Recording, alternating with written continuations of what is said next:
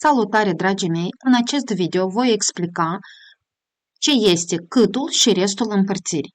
Merge vorba despre numere întregi și două operații, notate prin slash, ceea ce reprezintă câtul împărțirii, și procent, ceea ce înseamnă restul împărțirii, sau această operație se mai numește modulul. Deci avem aici un seout în care ne apare mesajul la ecran câtul și restul împărțirii, ceea ce urmează a fi explicat, și variabila res, care se evaluează în urma evaluării expresiei a împărțit la b, a modulul b. Aceste valori se atribuie la variabila rezultat. Haideți să vă explic. Ce înseamnă câtul și restul împărțirii? În primul și în primul rând, aici am două valori inițializate. Lui A îi se atribuie valoarea 10, iar lui B îi se atribuie valoarea 7. Ce înseamnă câtul și restul împărțirii? Deci, fie că am 10 mere și vreau să împart aceste 10 mere pentru 7 elevi. Câtul împărțirii reprezintă câte mere întregi pot să ofer pentru fiecare elev.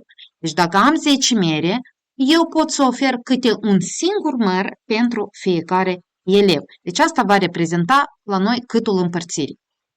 Împărțind aceste mere pentru 7 elevi, respectiv câte unul, obținem 7 mere au fost repartizate, mi-au rămas 3 mere, ceea ce reprezintă restul împărțirii. Haideți să dăm la execuție să vedem.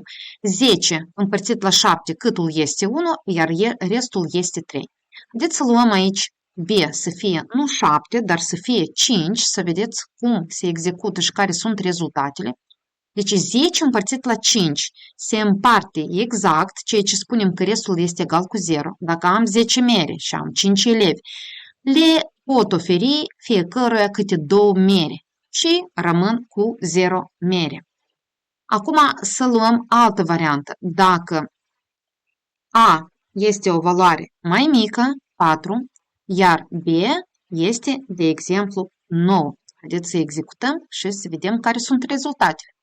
Am 4 mere și am 9 elevi.